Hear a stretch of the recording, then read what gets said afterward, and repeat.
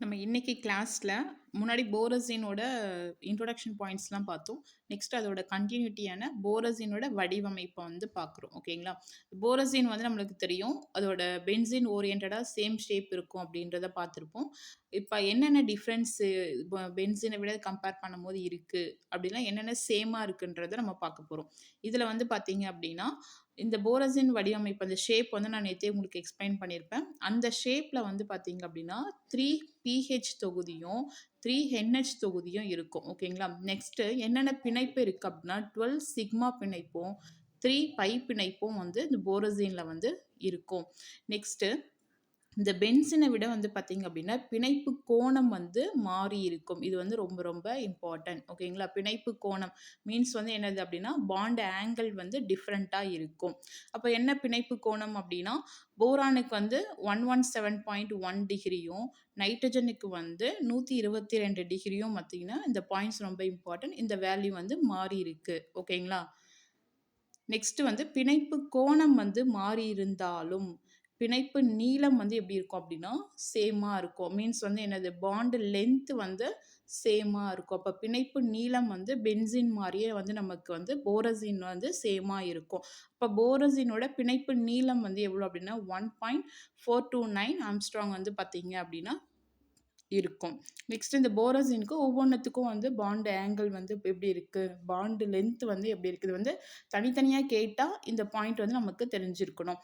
காமனாக வந்து பாருங்க 117 நம்ம அங்கேயே பார்த்துட்டோம். 1229ன்றதும் பாண்ட் ஆங்கிள் வந்து நைட்ரஜனுக்கும் போரானுக்கு தனித்தனியாக இருக்குது. அதுக்கப்புறம் பாண்டு லென்த்து பார்த்துக்குங்க. போரானுக்கும் ஹைட்ரஜனுக்கும் எவ்வளோ, போரானுக்கும் நைட்ரஜனுக்கும் எவ்வளோ, அதுக்கப்புறம் ஹைட்ரஜனுக்கும் நைட்ரஜனுக்கும் பாண்டு லென்த் எவ்வளோ அப்படின்றது இந்த வேல்யூ வந்து கொஞ்சம் மனப்பாடம் பண்ணிக்கங்க. ரொம்ப தெரியலனாலும் ஓரளவுக்கு கெஸ் பண்ணுற அளவுக்காச்சும் நமக்கு வந்து இந்த பாயிண்ட் வந்து தெரியணும். நெக்ஸ்ட் அந்த போரசினோட அந்த டபுள் பாண்டு சிங்கிள் பாண்ட்லாம் எப்படி இருக்குது அப்படின்றது அந்த ரெசனன்ஸை வந்து பார்த்தீங்க அப்படின்னா கெக்குலே ஸ்ட்ரக்சரை வச்சு நம்ம என்ன பண்ணிக்கலாம் அப்படின்னா நம்ம இது தெரிஞ்சுக்கலாம். ஜஸ்ட் இந்த இன்ஃபர்மேஷன் வந்து ரெசனன்ஸ் வந்து எப்படி ஃபார்ம் ஆகுது அப்படின்றத இதில் கொடுத்துருப்பாங்க. நெக்ஸ்ட் இதோட இயற்பியல் பண்புகள். இயற்பியல் பண்புகள் அப்படின்னாலே ஃபர்ஸ்ட் வந்து எங்கேயுமே வந்து பார்த்தீங்கன்னா பாய்லிங் பாயிண்ட் அதோட கொதிநிலை தான் வந்து மேக்ஸிமம் சொல்லுவாங்க. அப்போ வந்து பார்த்தீங்க அப்படின்னா எவ்வளோ கொதிநிலை இருக்குது அப்படின்னா 55 டிகிரி செல்சியஸ் வந்து பார்த்தீங்க அப்படின்னா அதோட கொதிநிலையாக இருக்குது. ஓகேங்களா? நெக்ஸ்ட் இது வந்து நீரில் கரையும் தன்மை வந்து பார்த்தீங்க அப்படின்னா கண்டிப்பாக இது வந்து வாட்டரில் வந்து கரையும். ஏன்னா வந்து முன்னாடி நம்ம பார்த்தோம் போலாரிட்டி கேரக்டர் வந்து போரசினுக்கு வந்து இருக்குது. ஏன் இருக்குது அப்படின்றத பார்த்துருப்போம். போரான் நைட்ரஜனுக்கும் அந்த எலக்ட்ரான் கவர்த்தன்மை டிஃப்ரென்ஸ் வந்து அதிகமாக இருக்கிறதுனால அது என்ன பண்ணும் நீரில் வந்து கரையும். இந்த பாயிண்ட் வந்து நமக்கு தெரியணும்.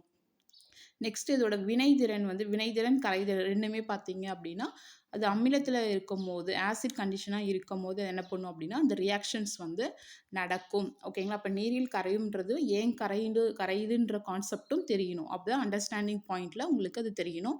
வினைத்திறன் அப்படின்னா அது வந்து ஈஸியாக என்ன பண்ணும் அப்படின்னா அமிலத்திற்கு கூட ரியாக்ஷன்ஸ் வந்து நடக்கும். நெக்ஸ்ட் போரசின் வந்து பார்த்தீங்க அப்படின்னா பென்சின் மாதிரியே வந்து நம்மளுக்கு அரோமேட்டிக் தன்மை கொண்டது. அரோமேட்டிக் அப்படின்னாலே அது வந்து என்ன ரூலை வந்து ஃபாலோ பண்ணும், ஹக்கிள் ரூலை வந்து என்ன பண்ணும் அப்படின்னா ஃபாலோ பண்ணும். அப்போ ஹக்கிள் ரூல் அப்படின்னா 4n+2 விதியை வந்து என்ன பண்ணும் அப்படின்னா ஃபாலோ பண்ணியிருக்கோம் பென்சின்.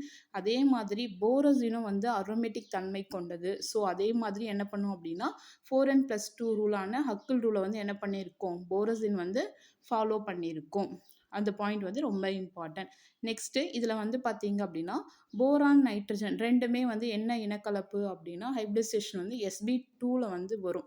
ஏன்னா வந்து பார்த்தீங்க அப்படின்னா 3 பாண்டு தான் வந்து கனெக்டட் ஆகிருக்கும். போரானுக்கும் சரி நைட்ரஜனுக்கும் சரி ட்ரிபிள் பாண்டு கனெக்ட் வரும்போது வந்துடும். ஓகேங்களா?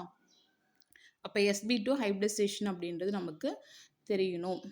நெக்ஸ்ட்டு பென்சின் வந்து பார்த்தீங்க அப்படின்னா HCl கூட ஹைட்ரோக்ளோரிக் அமிலத்தின் கூட பார்த்தீங்க அப்படின்னா நமக்கு வந்து அடிஷன் ரியாக்ஷன் வந்து என்ன பண்ணாது அப்படின்னா கொடுக்காது. மீன்ஸ் வந்து அடிஷன் ப்ராடக்ட் செயற்கை பொருள் வந்து கொடுக்காது.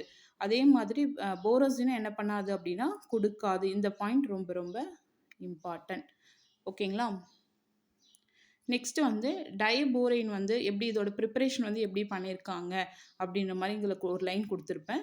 டைபோரைன்லேருந்து தான் மேக்ஸிமம் நம்மளுக்கு வந்து போரசின் வந்து தயாரிப்பாங்க. அப்போ டைபோரைன் கூட வந்து அமோனியா கேஸ் வந்து நம்ம பாஸ் பண்ணி ஹீட் பண்ணும் போது நமக்கு வந்து என்ன பண்ணும் அப்படின்னா போரசின் வந்து நமக்கு ஃபார்ம் பண்ணும். ஓகேங்களா?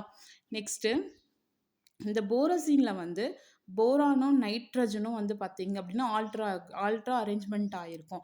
அப்படி இருக்கிறதுனால நமக்கு வந்து அது இன்னொரு நேம் வந்து நம்ம சொல்றோம். அதுக்கு இன்னொரு நேம் என்ன அப்படின்னா, ட்ரைபோரின், ட்ரைஅமீன். அது மீன்ஸ் வந்து என்னது 3 டைம் போரான் வந்து கனெக்டட் ஆயிருக்கும். 3 டைம் என்ன பண்ணும் அப்படின்னா, நைட்ரஜன் வந்து கனெக்ட் ஆயிருக்கும். ஸோ, அதனால நம்ம அனதர் நேம் என்ன சொல்றோம் அப்படின்னா, டைபோரிக் அப்படின்னா, போரான் ஆட்டம் வந்து 3 டைம் அட்டாச் ஆயிருக்குன்ற மாரி நம்ம வந்து மைண்ட்ல ஞாபகம் வச்சுக்கணும். ட்ரைஅமீன் அப்படின்னா 3 டைம்ஸ் வந்து நைட்ரஜன் வந்து கனெக்டட் ஆயிருக்கு அப்படின்னு சொல்லிட்டு, இது ஒரு நேமா நம்ம வந்து சொல்றாங்க. அப்ப ட்ரைபோரின், ட்ரைஅமீன் அப்படின்றது போரோசின வந்து நம்ம அனதர் நேமா வந்து சொல்றோம். ஓகேங்களா? இப்ப இன்ஆர்கானிக் பென்சீன் நம்ம நேத்து பார்த்தோம். போரசோல் அப்படின்றதும் அனதர் நேம் அப்படின்னு பார்த்தோம். அப்ப இங்க எக்ஸ்ட்ரா இன்னொரு நேம் என்ன பார்க்குறோம்? ட்ரைபோரின், ட்ரைஅமீன் அப்படின்றது அனதர் நேம் அப்படின்றத பார்க்குறோம். நெக்ஸ்ட்டு இதில இருக்கு பார்த்தீங்க அப்படின்னா, பென்சீன்ல இருக்க பை பிணைப்பு, பை பாண்ட விட இதில இருக்கிற பை பாண்ட் வந்து என்ன பண்ணும் அப்படின்னா, முனைவுறும். அது மீன்ஸ் வந்து என்னது போலரைஸ் ஆகும். வாட்டர்ல வந்து சால்யுபிள் ஆகும். என்ன ரீசன் அப்படின்னா தான், இதில வந்து பார்த்தீங்க அப்படின்னா, போரானுக்கும், நைட்ரஜனுக்கும் எலக்ட்ரான் கவர் தன்மை டிஃபரன்ஸ் வந்து ஒரு பாயிண்ட் வந்து 1 பாயிண்ட் வந்து டிஃபரன்ஸ் வரும். ஸோ, அதனால என்ன பண்ணும் அப்படின்னா, போரசின் வந்து பார்த்தீங்க அப்படின்னா, போலரைஸ் ஆகும். இந்த பாயிண்ட் ரொம்ப இம்பார்ட்டன்டான ஒரு பாயிண்ட். நெக்ஸ்ட் இது வந்து போலரைஸ் ஆகுது. எலக்ட்ரோ நெகட்டிவிட்டி அந்த மீன்ஸ் வந்து எலக்ட்ரான் கவர் தன்மை வந்து டிஃபரன்ஸ் இருந்துச்சு அப்படின்னாலே, அது வந்து என்ன பண்ணும் அப்படின்னா, வினையில் வந்து அதிகமா வந்து என்ன பண்ணும் அப்படின்னா, ஈடுபடும். ஓகேங்களா? ஈடுபடும் தன்மை கொண்டது. இதில வந்து எத்தனை ஐசோமர் அப்படின்றது கேட்பாங்க. வடிவமைப்பு வந்து எத்தனை இருக்கு அப்படின்னா, நம்மளுக்கு ஒற்றை பிணைப்பு வந்து 1 இருக்கும். முப்பிணைப்பு வந்து 3 இருக்கும். ஸோ டோட்டலா சேர்த்து நம்ம என்ன பண்ணுவோம் அப்படின்னா, இதோட ஐசோமர் வந்து நமக்கு வந்து 4 ஐசோமர வந்து குடுக்கும். மீன்ஸ் வந்து என்னது 4 வடிவமைப்பை வந்து குடுக்கும். ஓகேங்களா? இதுதான் வந்து போரசீனோட பாயிண்ட் வந்து நான் குடுத்துட்டேன். ஸோ மீதி கிளாஸஸ்ல நம்ம வந்து எக்ஸ்ட்ரா இருக்கு என்னென்ன இருக்குன்றதெல்லாம் பார்க்கலாம்.